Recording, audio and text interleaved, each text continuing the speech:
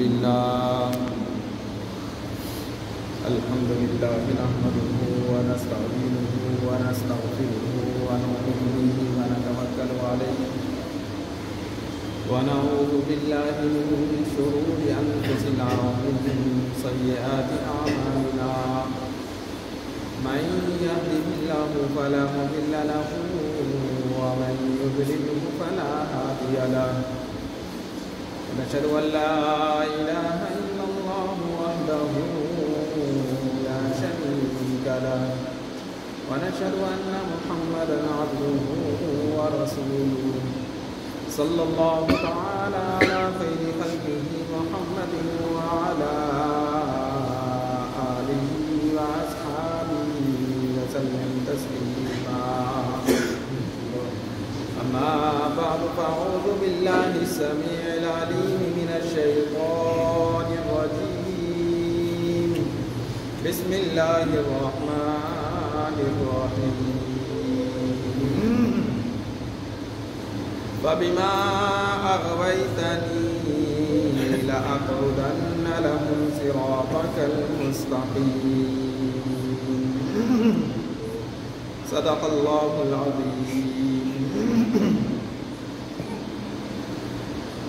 اللہ تعالیٰ کا بے حد احسان عظیم ہے کہ اللہ تعالیٰ نے ہم سب کو صحت اور تندرستی نصیب فرمائی. یہ بہت بڑا کرم فضل اس کا انعام ہے، اور صحت اور تندرستی یہ اتنی اعلیٰ درجے کی چیز ہے. بیماری انسان ہو جائے اور اتنا مرض بڑھ جائے کہ وہ مسجد تک نہیں جا سکتا، پھر اس کے اوپر جمعہ فرض نہیں ہے. جمعے کی نماز اس کے اوپر فرض نہیں ہے. گھر میں اپنی ظہر کی نماز ادا کر لے اشارے سے جیسے چاہے وہ. پانی کا استعمال نہیں کر سکتا، تیمم کر کے اپنے گھر میں ظہر کی نماز ادا کرے گا. اللہ کا یہ فضل اس کا انعام ہوا کہ اللہ نے ہمیں صحت اور تندرستی دی تو مسجد تک آئے. اس کا بہت بڑا انعام کرم ہوا ہمارے اوپر کہ جمعے کی نماز حدیث شریف میں اس کے بڑے فضائل ہیں. حدیث شریف میں ہے کہ جس شخص کے 3 جمعے لگاتار چھوٹ جائے اس کے دل پر ایک مہر لگ جاتی ہے. نیکیوں کی مہر نہیں، گناہوں کا ایک ٹھپا لگ جاتا ہے. اور ایسا ٹھپا لگ جاتا ہے کہ بنا توبہ کیے اور بنا نماز ادا کیے اس کو ہٹتا نہیں ہے. اللہ کے سامنے آگے کہے کہ اللہ غلطی سے چھوٹ گئی، یا جان بوجھ کے یا انجانے میں جیسے کام کی وجہ سے چھوٹ گئی جمعے کی نماز، اللہ معاف فرما دے. تو بعض علماء نے تو کہا کہ بندہ ایمان ہی سے نکل جاتا ہے. کتنی سخت کلمات ہے.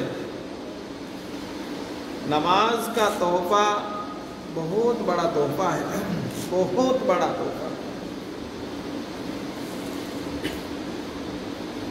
اس کے مقابلے کا عمل آپ دیکھیں، ہے اپنی جگہ حج بڑا عمل ہے، روزہ اپنا جگہ بڑا عمل ہے، لیکن وقت آنے پر ہے. سال میں ذی الحجہ کا مہینہ آئے گا تو حج فرض ہوتا ہے مالدار پر. زکوٰۃ فرض ہوگی تب جب سال گزر جائے مال آنے کے بعد. روزہ رمضان کے مہینے کا فرض ہے، باقی دنوں میں آپ رکھنا چاہے رکھے، نہ رکھنا چاہے نہ رکھے، کوئی گناہ نہیں. رکھ لے تو ثواب ملے گا.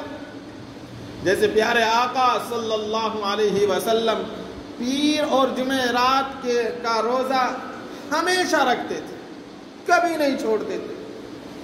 لیکن امت کو تعلیم ہے کہ رکھ لے تو ثواب ہے، نہیں رکھے تو کوئی گناہ بھی نہیں ہے. بعض اوقات حضور اکرم صلی اللہ علیہ وسلم مہینہ بھر روزہ رکھ لیا کرتے. امت کو تعلیم ہے کہ آپ مہینہ لگاتار روزے نہ رکھا کریں. آپ سے پوچھا گیا ہے، صحابہ نے پوچھا، اے اللہ کے رسول آپ تو پورا مہینہ روزہ رکھ لیتے ہیں، جنت میں تو آپ اعلی درجے پہ چلے جائیں گے، ہم تو پیچھے رہ جائیں گے. صحابہ نے پوچھا ہے اللہ کے رسول ہم بھی رکھ لیا کریں مہینہ بھر روزہ جیسے آپ رکھتے ہیں. آپ علیہ السلام نے ارشاد فرمایا تمہارے لیے یہ حکم نہیں ہے واللہ یطعمنی ویسقینی، اللہ مجھے کھلاتے بھی ہیں پلاتے بھی ہیں، آپ اس کی تاب اور طاقت نہیں رکھ سکتے، آپ کے لیے لگاتار پے در پہ مہینہ بھر روزہ رکھنے کا امتی کے لیے حکم نہیں ہے۔ خیر اللہ کا بہت بڑا احسان کرم ہوا ہمارے اوپر کہ اللہ نے ہمیں جمعے کی نماز کے لیے مسجد میں آنے کی توفیق دے دی، اور انشاءاللہ تھوڑی دیر میں جمعے کی نماز ادا کر لیں گے۔ نماز ہی کے تعلق سے گزشتہ ہفتوں میں بیان ہوا کہ ہماری نماز اللہ اکبر کہہ کے شروع ہو جاتی ہے، اس کے بعد ہم تسبیح کرتے ہیں سبحانک اللہم وبحمدک وتبارک اسمک وتعالی جدک ولا الہ غیرک، یہاں تک ہو جانے کے بعد آگے ہمیں کیا پڑھنا، یہاں تک تو ہو گیا ہمارا مسئلہ۔ یہ تسبیحات میں نے 2 جمعے میں اچھی طرح بیان کر دی کہ اللہ کی پاک ہے ہر ایک چیز سے، اپنے کسی کے مشورے کی اللہ کو ضرورت نہیں، اللہ کو کسی کے سجدوں کی، نمازوں کی، روزوں کی، زکوٰۃ، حج، کسی عمل کی اللہ کو کوئی ضرورت نہیں، اللہ بے نیاز ہے، اللہ پاک ہے ان تمام چیزوں سے، اللہ کی کوئی اولاد نہیں، اللہ کسی کے باپ نہیں، نہ اس کو کسی نے جانا نہ اس نے کسی کو جانا، وہ اول سے ہے، وہ ہمیشہ سے ہے اور ہمیشہ رہنے والی ذات ہے۔ تو سبحانک اللہم وبحمدک، تعریفوں کے لائق، حمدوں کے لائق اور خوبیوں کے لائق صرف اور صرف ذات اللہ کی ہے، اس کے علاوہ کوئی نہیں۔ وتبارک اسمک وتعالی جدک ولا الہ غیرک، اور اللہ کا نام بڑا بابرکت ہے، اور جب اللہ کا نام کسی بھی کام میں لے لیا جاتا ہے تو فرمایا کل امر ذی بال لم یبدأ فیہ بسم اللہ، ہر آپ کا محتم بالشان کام، ہر بڑا کام آپ بسم اللہ سے شروع کریں، الحمدللہ سے شروع کریں، اللہ کے نام سے شروع کریں۔ اور اگر آپ نے اللہ کے نام سے وہ کام شروع نہ کیا، مثلاً آپ نے گھر بنانا ہے، مثلاً آپ نے یا کپڑے پہننے، مثال مثلاً آپ نے کوئی اور دوسرے کام، دکان کھولنی ہے، گھر کا دروازہ کھولنا ہے، یا گھروں میں مائیں بہنیں کھانا بناتے سمے اپنا آٹا نکالتی، چاول نکالتی تو پہلے کہتی بسم اللہ، الحمدللہ، اللہ کی قسم اس کھانے میں اللہ برکت نصیب فرما دیتے، اس گھر کو جو گھر آپ بنانا چاہتے ہیں اس گھر میں اللہ تعالیٰ برکت نصیب فرماتے۔ یہ حدیث کے الفاظ ہیں، فرمایا جس آدمی نے اپنے کام میں بسم اللہ نہ کہا، اللہ کا نام نہ لیا، الحمدللہ نہ کہا، یاد رکھے وہ کام دم بریدہ، یعنی جیسے دم کٹا جانور کسی کو پسند نہیں رہتا، اچھا نہیں معلوم ہوتا، ویسے ہی اس کام سے اللہ برکتیں اٹھا لیتے، اس کام سے اللہ برکتیں اٹھا لیتے، اور اللہ کا نام بڑا بابرکت ہے۔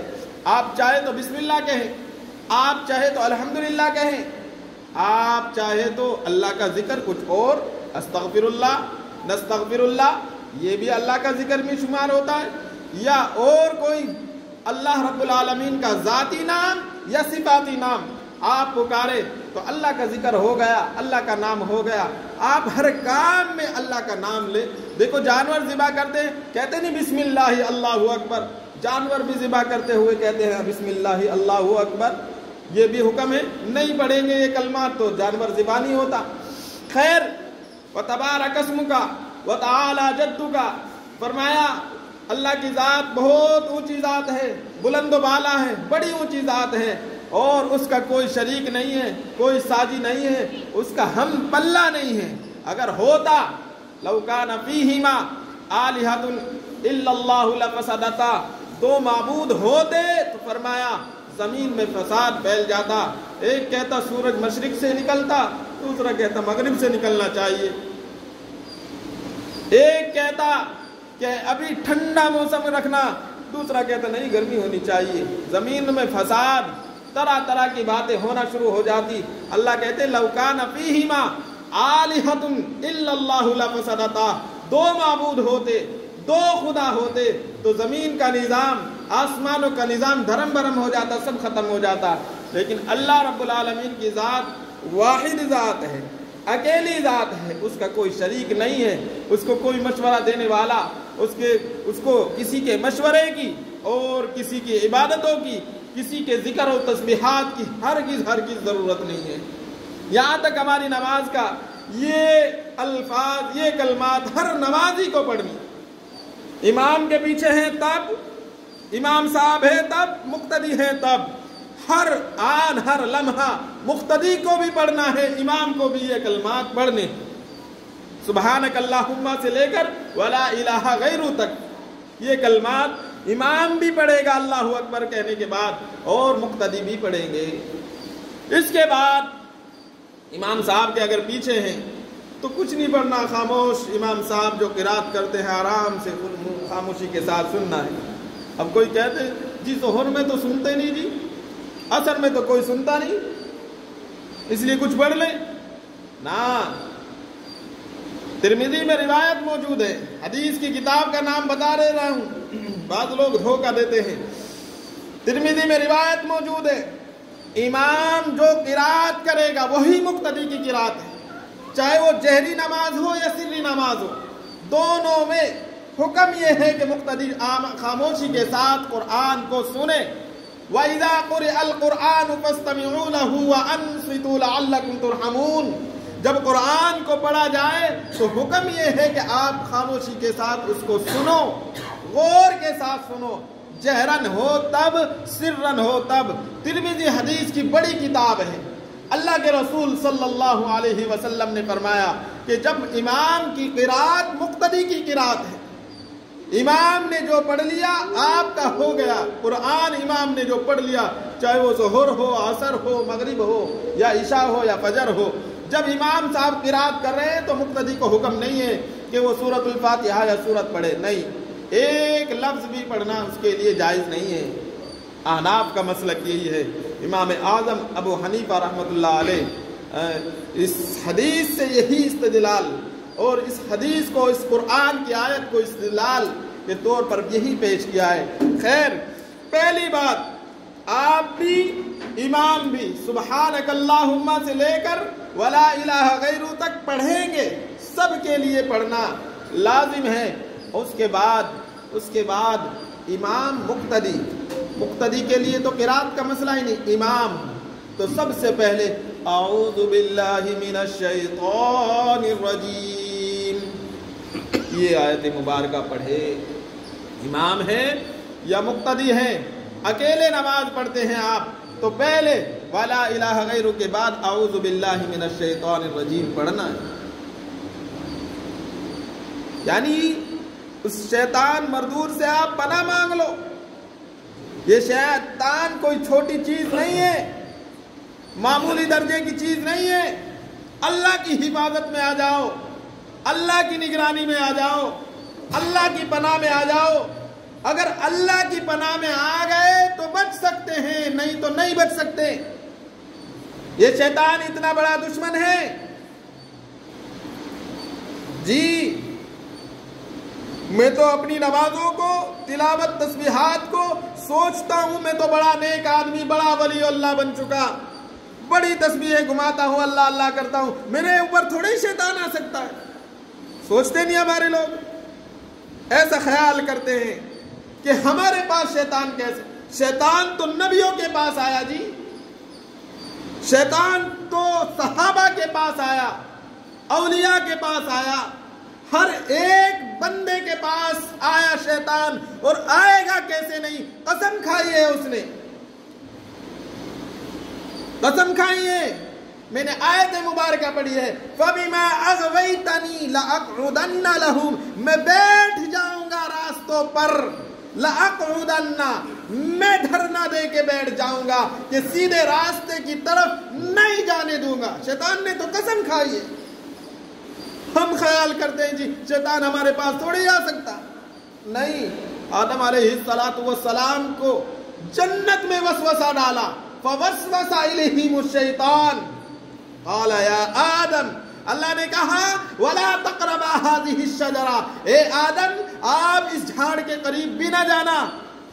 اللہ رب العالمین نے تو کہہ دیا کہ نہیں جانا، شیطان آیا، وسوسہ ڈالا، قسمیں کھائی اللہ کی شیطان نے، وَقَاسَمَهُمَا إِنِّي لَكُمَا لَمِنَ النَّاصِحِينَ، شیطان نے وسوسہ ڈال کے کہتا ہے کہ میں قسم کھا کے کہتا ہوں یہ درخت سے، اس جھاڑ سے تم نے اگر کھا لیا پھر تم فرشتے بن جاؤ گے، اللہ چاہ کر بھی تمہیں جنت سے نہیں نکال سکتا۔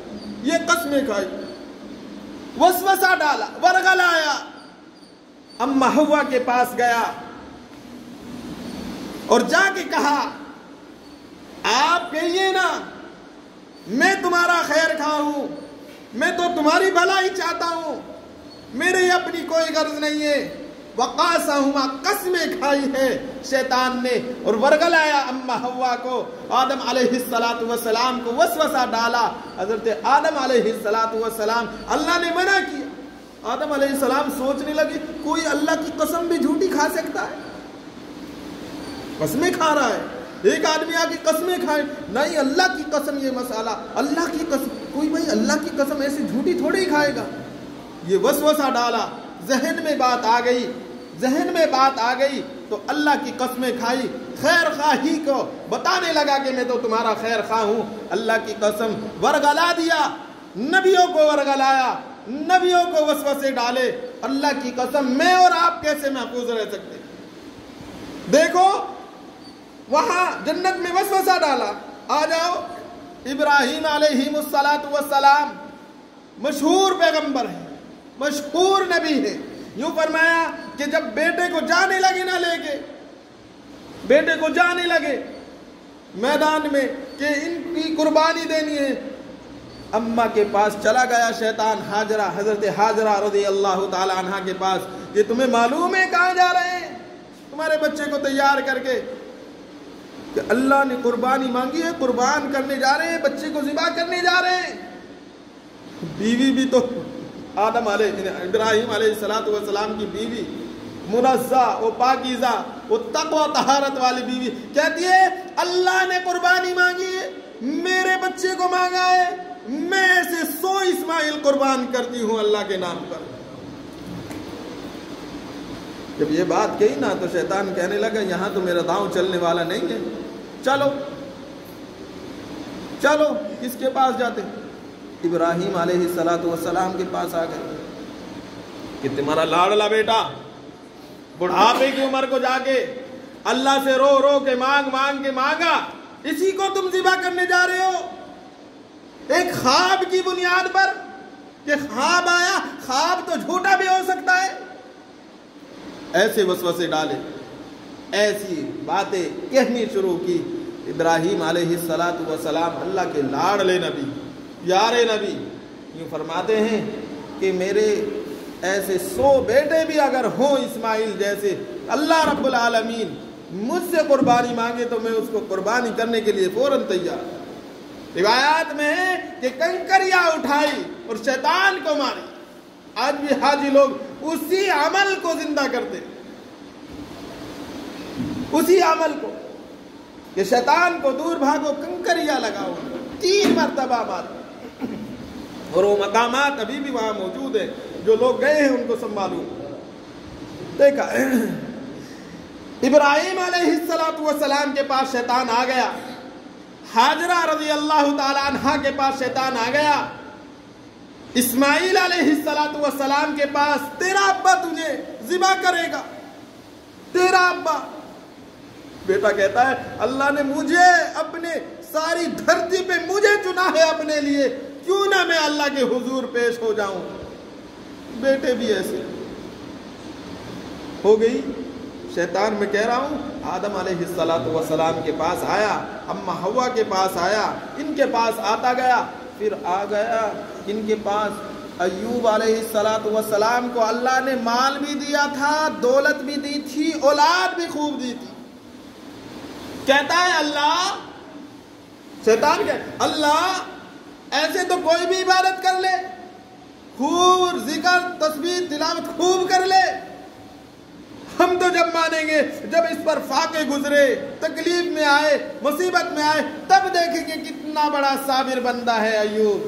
شیطان کہتا ہے اللہ رب العالمین کی طرف سے حالات آئے، دولتیں، اولادیں، سارا کا سارا کچھ ختم ہو گیا، حتیٰ کہ ایک ایسی بیماری میں مبتلا ہوئے اور وہ بیماری کی وجہ سے بستی سے باہر آ گئے، بیوی باہر لے کے آ گئی۔ حضرت رحمت، یوں کہتے ہیں حضرت رحمت کے پاس شیطان آیا، آ کے کہتا ہے، حضرت ایوب کے پاس نہیں آیا، بیوی عورتیں جلدی آتی ہیں، آ کے کہتا ہے میں تمہیں بتاتا ہوں تمہارے شوہر ٹھیک ہو سکتے ہیں، 18 سال ہو گئے بیماری کی حالت میں۔ بیوی نے ساتھ نہیں چھوڑا کہ کب تک میں خدمت کروں گی، کب تک انتظار کروں گی، کب ٹھیک ہوں گے، 18 سال ہو گئے، چلو میں تو اپنے میکے میں جاتی ہوں، چھوڑو کہاں بیٹھی، نا ساتھ ہے، اور طرح طرح سے کہ کہیں سے میرے شوہر کو شفا مل جائے، ٹھیک ہو جائے، یہ علاج کر لوں، یہ علاج کر لوں۔ علماء نے کہا ہے کہ جو آدمی کا کوئی اہل خانہ میں سے کوئی بیمار ہو جاتا ہے نا تو وہ مجنون ہو جاتا ہے، وہ سوچتا ہے کہ یہ میرا جو مریض ہے نا کسی بھی طرح سے یہ ٹھیک ہو جائے، کوئی عمل کوئی بتا دے، کوئی دوا، کوئی دم درود کچھ بتا دے، میں دم کروں تو ٹھیک ہو جائے، یا فلاں جگہ سے شفا مل جائے تو میں وہیں پہنچ جاؤں، کیونکہ مجنون ہو چکا تاکہ میرا یہ مریض ٹھیک ہو جائے۔ چنانچہ حضرت رحمت بھی جا رہی ہے، شیطان نے کیا کیا، چند مریض اکٹھے کیے اپنے پاس، ان کو بلاتا، پھونک مارتا، ٹھیک ہوتے، پھونک مارتا، دیکھا حضرت رحمت نے ٹھیک ہو رہے ہیں لوگ۔ شیطان کے پاس آ گئی حضرت رحمت، کہنے لگی کہ میرے شوہر بھی بہت دنوں سے بیمار ہیں، آپ ذرا، ان کو تھوڑا ہی معلوم تھا یہ شیطان ہے، وہ تو انسانی شکل میں بیٹھا ہے، میرے شوہر بیمار ہیں، آپ ان کو بھی ذرا علاج کریں، ان کو دیکھیں۔ حضرت رحمت کو شیطان نے کہا علاج تو میں کر دوں گا، مجھے معلوم ہے بیمار ہے، کر دوں گا میں علاج، لیکن تمہیں ایک کام کرنا پڑے گا، اللہ رب العالمین کے نام کی نیاز نہیں، غیر اللہ کے نام کی نیاز دینی پڑے گی، غیر اللہ کے نام کی نظر نیاز نکالنی پڑے گی، پھر میں تمہارا علاج کرتا ہوں۔ ابن کثیر میں جو کہتے ہیں شیطان نے یہ باتیں کہی، حضرت رحمت پلٹی کہ جلدی سے میں جا کے اپنے شوہر کو بتاؤں گی کہ فلاں فلاں جگہ ایک بندہ ہے، ایسے ایسے کہتا ہے، کیا آپ چلے میرے ساتھ ان کو اور آپ اپنا علاج کرا لے۔ چنانچہ کہتے ہیں جیسے ہی اللہ رب العالمین کے اس پیارے حبیب اور صابر بندے حضرت ایوب علیہ السلام کے پاس حضرت رحمت آئی اور آگے پوری تفصیل کے ساتھ یہ واقعہ پورا بتایا کہ ایسے ایسے بندہ فلا فلا بولتا ہے کہ ٹھیک ہو جاؤ گے آپ، غیر اللہ کے نام کی نظر نکالنی پڑے گی، تو فوراً حضرت ایوب علیہ السلام کہنے لگے غیر اللہ کے نام، غیر اللہ کے نام نظر، ایسا نہیں ہو سکتا، اور ڈانٹا بیوی کو، تم گئی ان کے پاس کیسے، گئی کیوں، تم غیر اللہ کے نام کی نظر نکالو گی، نہ، انکار کیا، اور غصے میں قسم کھا لی کہ اگر میں تندرست ہوا، اللہ نے مجھے اگر ٹھیک کر دیا، 100 لکڑیاں تمہیں ماروں گا، تم نے ایسا عمل کیوں کیا جو غیر اللہ کے نام کر ہو، نہ غیر اللہ کے نام کر نہیں، اللہ کے نام کی نظر ہوتی ہے، اللہ کے علاوہ کے نام کی نظر نہیں ہوتی۔ شیطان نے تمہیں بہکا دیا، قرآن نے نقل کیا انی مسنی الشیطان بنصب وعذاب، اللہ سے دعا کی اللہ شیطان نے مجھے بڑی تکلیف پہنچا دی، بڑی تکلیف اور مصیبت میں ڈال دیا، انی مسنی الشیطان بنصب وعذاب، یہ قرآن پاک کی آیات مبارکہ۔ میں عرض یہ کر رہا ہوں آدم علیہ السلام کے پاس بھی شیطان آ گیا، ایوب علیہ السلام کے پاس بھی شیطان آ گیا، جی ابراہیم، اسماعیل، ان کی والدہ حضرت ہاجرہ رضی اللہ تعالیٰ عنہ کے پاس بھی شیطان آ گیا۔ میں اور آپ مطمئن بیٹھے کہ ہمارے پاس شیطان نہیں آئے گا؟ نہیں آئے گا؟ آئے گا کہ نہیں؟ ہم سوچنے لگے میں تو جی بڑا نمازی ہوں، اور اس نے تو وعدہ کیا تھا، جی سنو آیت مبارک، آیت یاد آئی، سورۃ الاعراف میں ہے ثم لآتینہم من بین ایدیہم ومن خلفہم وعن ایمانہم وعن شمائلہم ولا تجد اکثرہم شاکرین۔ اللہ مجھے اتنا مہلت دے، اتنا ٹائم دے کہ میں اس کے سامنے سے بھی اس پر حملہ کروں گا، اس کے پیچھے سے بھی اس پر حملہ کروں گا، دائیں سے بھی بائیں سے بھی اس پر پورا حملہ کروں گا۔ ولا تجد اکثرہم شاکرین، مولا ان میں سے اکثر لوگ تیرے شکر گزار بندے نہیں ہوں گے۔ یہ وعدہ کیا اللہ نے، قرآن میں نقل کیا، یہ باتیں کی شیطان نے۔ گویا اس نے، شیطان نے یوں کہا ہوگا اللہ سورج تیرا ہوگا، سورج کی کرنوں سے تیرے فائدہ اٹھاتے ہوں گے، چاند کی ٹھنڈک سے مزہ، تیرے چاند سے مزہ یہ لیتے ہوں گے، رزق تیرا کھاتے ہوں گے، گن میرے گاتے ہوں گے۔ گویا یہ باتیں اس نے کہی ہوگی۔ ہوتا کہ نہیں ہوتا؟ ہر آدمی، ہر انسان شیطان کے نقش قدم پر ایک کا باپ ایک، ایک سے بڑھ کے ایک۔ یہ کہیے تو نے ایک بوتل پی ہے تو میں 2 پیتا ہوں، تو نے ایک جھوٹ بولا تھا میں 10 بولتا ہوں، میرا کچھ بگڑ سکتا ہے؟ مجھے کوئی روک سکتا؟ میں نماز نہیں پڑھتا، کون کیا کرے گا میرا؟ ایک تو پڑھتا نہیں، کون کیا کرے گا میرا؟ تو ایک کا باپ ایک۔ اتنے شیطان نے کہا کہ مولا رزق تیرا کھائیں گے، باتیں میری کریں گے، شراب نوشیوں میں، جھوٹ میں، سچ بولنے کا حکم تو نے دیا، شراب نوشی سے تو نے منع کیا۔ آج دیکھو مسلمان بھی اور غیر مسلم بھی ہر ایک شراب کے پیچھے کیسے پڑ گیا، جھوٹ بول بول کے روپیہ اور پیسہ کمانے کے پیچھے کیسا لگ گیا، دھوکہ دے دے کر لوگوں کو بے وقوف بنا کر، مال اوریجنل بتا کر لوکل سامان بیچنے لگا۔ یہ دھوکہ نہیں، یہ شیطان کو خوش کرنا ہی نہیں ہے۔ یہ اللہ رب العالمین اس سے ناراض خوش ہو جائیں گے کہ کام مولا رزق تیرا کھائیں گے، سورج سے فائدہ تیرے اٹھائیں گے، چاند بھی تیرا، سورج بھی تیرا، اس کی روشنی بھی تیری، ہر ایک رزق، ہر ایک کو پانی برسانے والا تو مولا، ہر ایک عمل کرنے والا تو، لیکن نسبت میری طرف ہر مجھے خوش کرنے کے لیے سارے عمل کیے جائیں گے۔ علماء نے لکھا ثم لآتینہم، جو فرمایا نا لا تجد اکثرہم شاکرین، اکثر بندے اس میں شکر گزار نہیں۔ ابن عباس نے اس آیت مبارکہ کی تفسیر کرتے ہوئے کہا کہ فرمایا موحدین یعنی موحدین بندے، اللہ کو ایک ماننے والے بندے بہت کم ہوں گے، بہت کم۔ اللہ کو ایک ماننے والے، اللہ کو راضی کرنے والے بہت، اللہ کو ناراض کرنے والے بے شمار آپ کو ملے گے۔ جھوٹ، غیبتیں، حسد، کینہ، بغض، دنیا بھر کے شیطان کو ہم نے ہر وقت خوش کر رکھا ہے۔ اللہ فرما رہے ہیں کہ جب تو نے نماز شروع کرنی ہے تو اتنے بڑے اس شیطان سے جو تیرا ظاہری نہیں دکھتا نہیں دشمن، چھپا ہوا ہے دشمن، اس نے قسمیں کھا رکھی ہے تیرے لیے، سب سے پہلے کہہ دے اعوذ باللہ من الشیطان الرجیم۔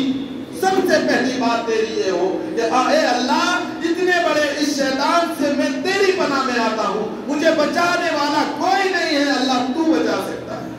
پیران پیر کے پاس آیا شیطان، مغرب کی نماز پڑھ رہے ہیں، مغرب کی نماز پڑھ کے بیٹھے، پیران پیر کے پاس آ گیا، پیاس لگی ہے پیران پیر کو، یوں فرمایا کہ پیاس لگی ہے، اور پانی کا پیالہ سامنے پیش کر دیا، سونے کا پیالہ سامنے ہے۔ پیران پیر نے کہا دنیا میں سونا اور سونے کا پیالہ میں استعمال کروں، اللہ نے تو اس کو حرام کیا ہے۔ فوراً پڑھا لا حول ولا قوت الا باللہ، اللہ کی قسم وہ ہاتھ بھی خوبصورت ہاتھ غائب ہو گیا، وہ سونے کا پیالہ بھی فوراً غائب ہو گیا۔ تو پیران پیر کے پاس شیطان آ سکتا ہے، میرے پاس شیطان نہیں آ سکتا؟ میں ایسا سوچ لوں کہ مجھے شیطان نہیں لگائے گا جی، شیطان کی باتوں میں نہیں آؤں گا جی۔